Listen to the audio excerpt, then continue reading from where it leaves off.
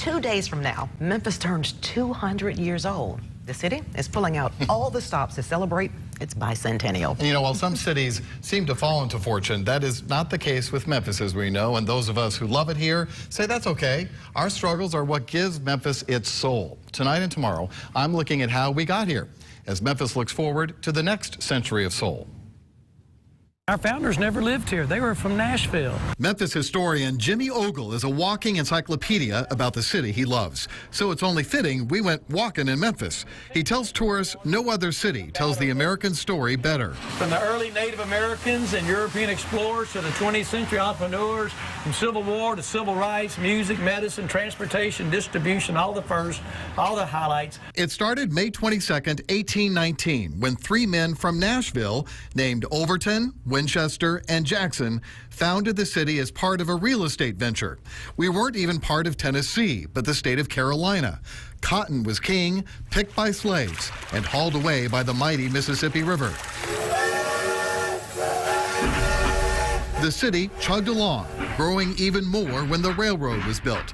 That is, until the Civil War tore the city apart. The Confederacy had a stronghold initially, but when Union soldiers took control, thousands of slaves and their families fled to Memphis. In fact, during the Civil War, we were a sanctuary city. We didn't have that time. We doubled our population with runaway slaves, freed slaves. So we're going to talk about some Memphis history, huh? I'd love to. One of my favorite subjects. Well, have a seat. Local 24 political analyst Otis Sanford says Memphis would always struggle with the tensions that followed. But the one thing that Memphis never really did successfully was to come together as an entire city. And a lot of that was around race. Although the city was starting to grow again with Reconstruction, it wasn't black and white, but something yellow that tested the city's soul. What the Civil War couldn't do to Memphis, the mosquito did with the yellow fever. Yellow fever's toll was devastating. We lose 3/4 of our population in 1 month. Go into bankruptcy for 14 years. Think about that. 75% of the city either fled or died. It was a wealthy black businessman named Robert Church who helped save Memphis. He was the first to invest his own money so Memphis could pay off its debt and get its charter back. It started another comeback period. Memphis was a growing and fairly bustling city in the early 20th century. I mean, it was growing, aided by cotton. And there was a lot of wealth here. The hardwood lumber industry was growing almost as fast as cotton. We discovered and harnessed our famous artesian aquifer as a clean source for water, and the first bridge was built across the Mississippi River.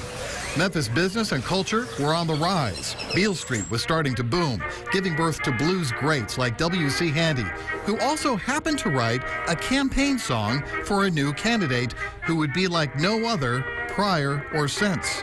Oh, he ran the city with an iron hand for almost 50 years. Of course, Otis is talking about E.H. Boss Crump, a perfect person for picking up the story on the Bluff City's second century, a century that would test the city's soul and conscience as much as the first, but thanks to some grit and grind, also showed some new promise. That's tomorrow on Local 24 News at 10. And Local 24 is a proud supporting partner of a new century of soul, the official Memphis bicentennial celebrations. Join us on this Saturday, May 25th, for a live 2-hour primetime special. Celebrate Memphis in association with Memphis in May. And